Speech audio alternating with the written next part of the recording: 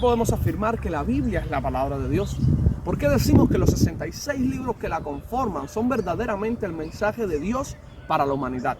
¿Cómo es posible que estos 66 libros escritos por 40 autores en un periodo de 1600 años no tengan ninguna incongruencia ni ningún tipo de contradicción en todo lo que transmite en la idea central desde el Génesis hasta el Apocalipsis? Es un misterio para aquellas personas que tratan de negar la fidedignidad del texto.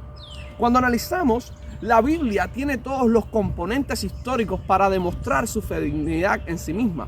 Tiene hechos históricos demostrados a través de ella, tiene pruebas geográficas que la ubican en un contexto espacio-temporal ajustado a lo que ella misma transmite, tiene personalidades que existieron en los periodos históricos y que concuerdan con los diferentes escritos históricos que tiene resumen de estos mismos personajes. Estamos hablando de que la Biblia tiene el mensaje de Dios para la humanidad, una humanidad que ha caído en pecado, una humanidad que se ha olvidado de su creador. Y entonces la palabra de Dios, la Biblia, tiene ese panorama en donde Dios le está explicando al hombre cómo ha de comportarse para regresar a sus brazos. Cuando tú desechas el libro, cuando tú desechas la Biblia como la palabra de Dios, estás desechando la opinión de Dios.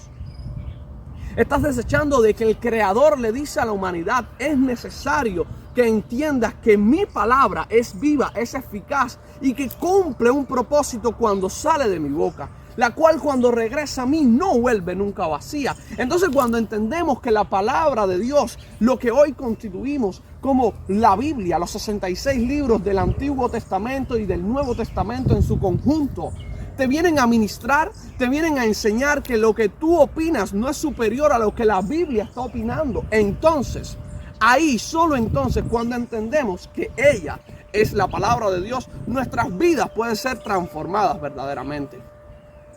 Hay un mensaje claro en la Biblia. El mensaje de la Biblia, el propósito de ella, no era contarle a la humanidad que habría de venir después de Moisés, después de Jesús, cuáles fueron los primeros acontecimientos. No era con el fin de decirle: el día 1 pasó esto, en el día 2 decidí hacer esto, sino sencillamente demostrarle al hombre la necesidad de un creador, de que el hombre fue fruto de las manos de Dios. La Biblia describe en Génesis capítulo 2 de que Dios tomó del barro y del polvo de la tierra. La Biblia dice en Génesis capítulo 2 de que Dios tomó el polvo de la tierra y sopló sobre él, y el hombre fue hecho, y el hombre fue un alma viviente. Pero también describe en Génesis capítulo 3 que este mismo hombre, que ya no estaba solo, sino que estaba acompañado de su esposa Eva, decidieron los dos tomar del fruto que Dios le había ordenado que no tomase. En este momento irrumpió el pecado en la humanidad. El hombre fue destituido de la gloria de Dios por cuanto pecó. Entonces comienza el plan redentor de Dios para salvar nuevamente al hombre y traerlo a su comunión directa con Dios. Estamos hablando entonces de que esta es la idea central de todo el mensaje de la Biblia. En los 66 libros Dios le está diciendo a la humanidad: reconcíliate conmigo. El hombre no quiere entender de que la Biblia le está hablando de un mensaje que es de renovación, que es un mensaje de redención, que es un mensaje que necesitas, aunque tú no lo creas. Aunque tú no lo quieras aceptar, te es necesario conocer nuevamente a Dios. Te es necesario entender el plan de salvación que Dios tiene para ti, como mismo lo ha tenido para mí. Tienes que entender que en Jesucristo está la culminación del plan de Dios. Pero bueno, eso es otro tema en otro momento. Volvamos a las pruebas históricas de la Biblia. Cuando comparamos el texto literario de la Biblia, estamos hablando de una obra maestra que muchos de los eruditos bibliotecólogos del mundo la separan entre los libros universales.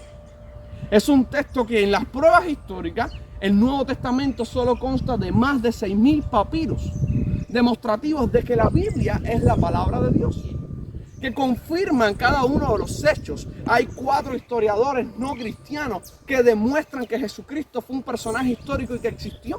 Para no hablar de los 4 evangelios y demás de los 500 testigos que testificaron de haber visto a Jesucristo resucitado.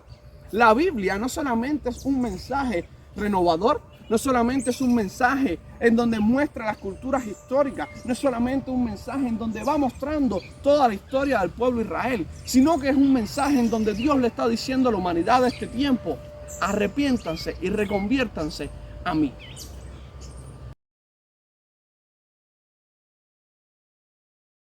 Hablemos de una prueba histórica. Hablemos entonces del Arca de Noé.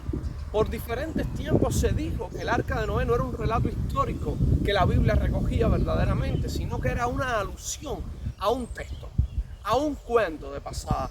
Sin embargo, diferentes arqueólogos se dieron a la tarea de encontrarla. Cuando fueron al texto bíblico, encontraron en Génesis capítulo 8, versículo 4, de que el monte Ararat fue donde descansó el Arca de Noé. Actualmente, Turquía, los montes Ararat. Cuando fueron allí, encontraron el Arca de Noé. La Biblia entonces verdaderamente miente. La Biblia entonces es una fábula inventada por hombres con el fin de engañar a las masas. La Biblia entonces tiene pruebas históricas que le hacen fidedigna para que tú y yo podamos creer en. Hablemos de otra evidencia. Hablemos de Jesucristo, uno de los personajes bíblicos, el centro de la escritura bíblica, pero es uno de los personajes que más niegan en la historia de la humanidad, en la historia universal. Sin embargo, no solamente los historiadores judeocristianos demuestran que Jesucristo fue un personaje histórico real, sino también 4 escritores que no tenían vínculo con el cristianismo demuestran de que Jesucristo fue un personaje histórico que verdaderamente estuvo en el pueblo de Israel.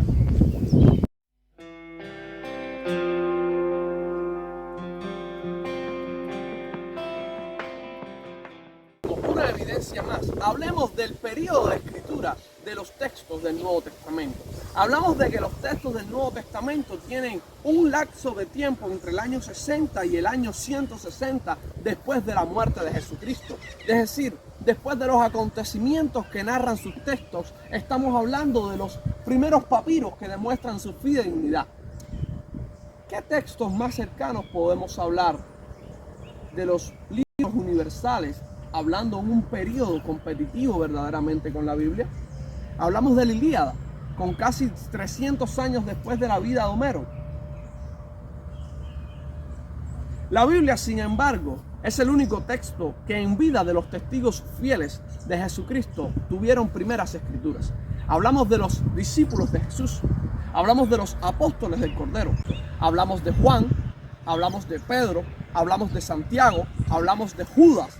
Estamos hablando de diferentes personas que vieron a Jesucristo vivir, que vieron a Jesucristo caminar, que oyeron las enseñanzas que Jesús hablaba, pero no solamente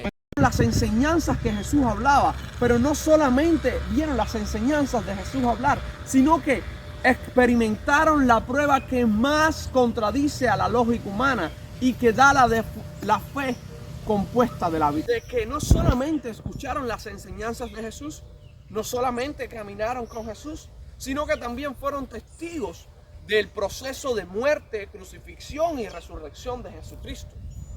Y la prueba más certera que puede tener el texto del Nuevo Testamento, hablamos de la tumba vacía, hablamos de que no ha sido encontrado nunca una prueba que tumbe, que eche por tierra, que derrumbe el edificio de lo que muchas personas llaman la mentira cristiana, la resurrección de Jesucristo.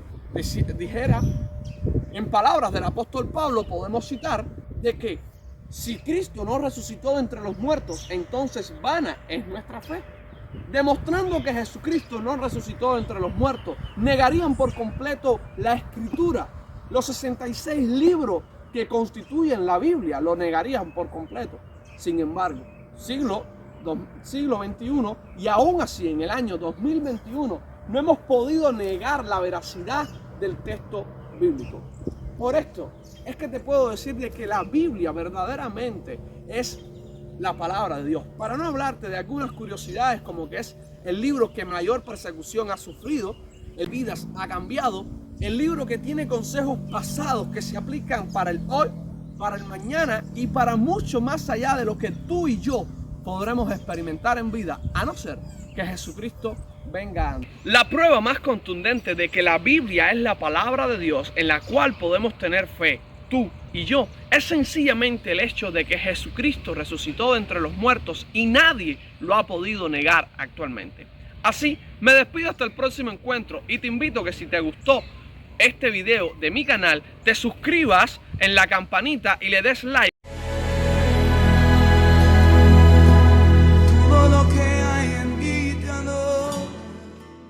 Padre, te ruego en el nombre de tu Hijo amado Jesucristo de Nazaret, que este tema del cual estamos hablando pueda ser de bendición para aquellos que escuchan y están viendo este video. No lo hacemos con ningún fin de que sea glorificado mi nombre, ni el nombre de nadie de los que trabajamos en este proyecto. Más bien, que seas tú glorificado, Señor Jesús. Que puedas tú recibir la gloria, la honra y que muchos puedan ser salvados del destino eterno, Dios mío, que sin ti están condenados a vivir. Gracias, Señor, por la vida de aquellos que lo están viendo. En el nombre de Jesús.